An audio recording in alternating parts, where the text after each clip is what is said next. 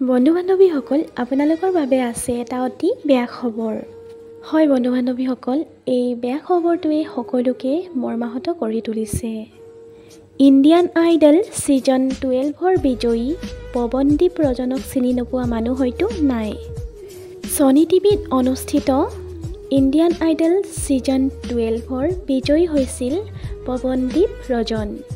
পৱনদীপ ৰজনৰ আহি পৰিছে এটা অতি বেয়া খবৰ। হয় বন্ধু-বান্ধৱীসকল, দুৰ্ঘটনাত পতিত হৈছে পৱনদীপ ৰজন। হাস্পতালত সংকটজনক অৱস্থাত ইণ্ডিয়ান আইডল পৱনদীপ ৰজন।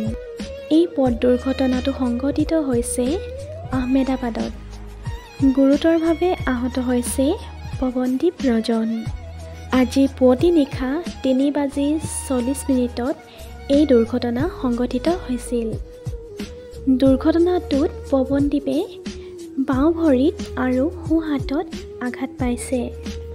পৱনদীপ ৰজন সোনকালে সুস্থ হ'বলৈ ভগৱানৰ ওচৰত প্ৰাৰ্থনা জনাইছোঁ। আজিৰ ভিডিঅ'টো ইমানেই। ধন্যবাদ।